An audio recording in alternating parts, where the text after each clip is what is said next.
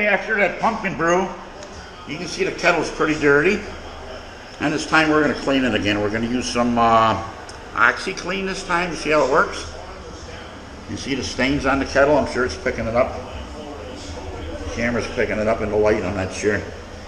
But we'll take the temperature of this up electrically to maybe 160, and then we'll put the oxiclean in there, let it sit overnight, and we'll see what it looks like in the morning after it's nice and clean.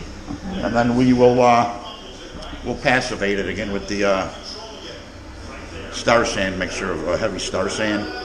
There's nothing more than rubbing it around the sides there every few hours and stuff to passivate the stainless steel. This is the little electric element I use. It's a cheap little 1000 watt, I think. I forget. We're going to try oxiclean on the kettle instead of PBW. And we're going to see how good this works. You know, you need a good 2, 3, 6, 8 scoops. So that should be good enough. We'll give a stir on that. And we warm the water up. It's about 150 degrees. And we'll let this sit overnight and clean itself. Let's give it a couple stirs. See how this OxyClean is going to work. And that's it. We'll come back tomorrow and empty it out and rinse it out and see what the kettle looks like. Back with the passivation of the kettle. I'm going to clean it with the OxyClean.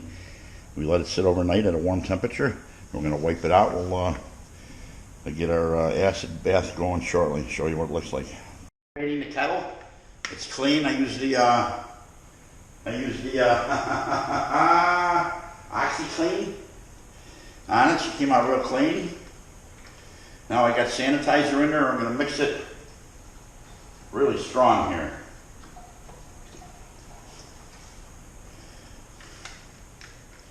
And then we're just going to swoosh that around with our hands like this.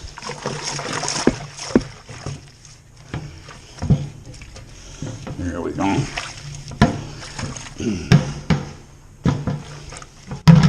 That's a strong sanitizer mix. And we're just going to coat the kettle like that with it.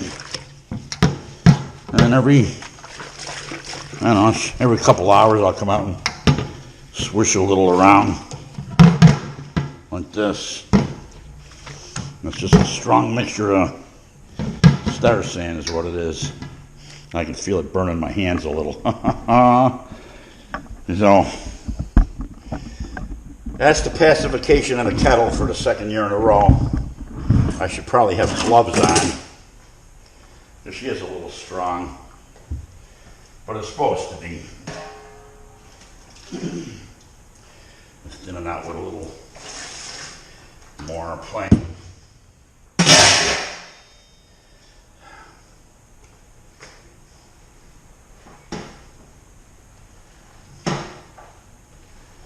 Wash it around.